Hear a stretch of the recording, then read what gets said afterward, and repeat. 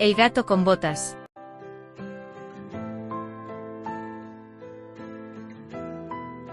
Había una vez un molinero que tenía 3 hijos. Cuando murió les dejó como herencia su molino, su asno y su gato. El hijo mayor heredó el molino, el segundo hijo el asno, y al hijo más joven, al que llamaban simplemente el bobo, le tocó el gato. El hijo más joven se sintió un poco decepcionado al principio, pero el gato demostró ser mucho más astuto de lo que nadie había imaginado. El gato le dijo a su amo que le consiguiera un par de botas y un saco, y que él se encargaría del resto. El gato se puso las botas, se colgó el saco al cuello y se fue a cazar. El astuto gato no tardó en encontrar un grupo de conejos y otros animales. Los atrapó, los metió en el saco y fue directamente al palacio del rey. Una vez allí le dijo al rey que aquellos animales eran un regalo para él de parte del marqués de Carabás, que era el nombre que había decidido el gato dar a su amo, el hijo del molinero. El gato siguió con sus estratagemas. En una ocasión, le dijo a su amo que se bañara en un río mientras él se ocupaba del resto.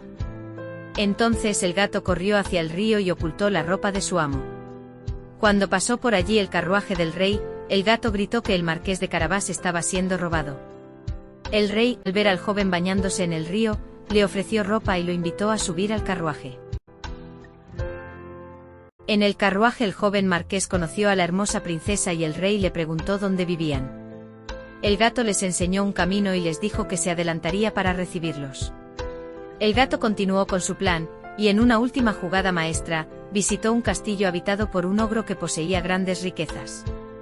El gato había oído hablar de las maravillas que el ogro poseía, y sabía que si lograba impresionar al ogro, podría asegurar el futuro de su amo.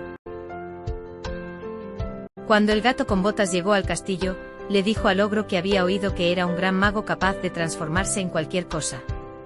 El ogro, halagado, se transformó en un león, luego en un elefante y finalmente en un ratón.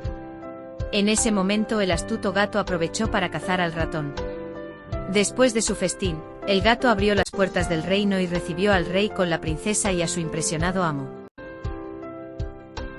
Ahora, sin el ogro, todas las riquezas y el palacio le pertenecerían al marqués de Carabás.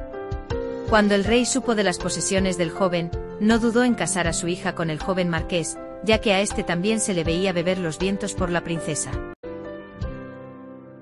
Así, gracias a la astucia y habilidad del gato, el hijo del molinero pasó de ser un pobre campesino a convertirse en el marqués de Carabás, viviendo una vida de riqueza y prosperidad. El gato, por supuesto, disfrutó de una vida de lujo y comodidad como recompensa por sus ingeniosos planes.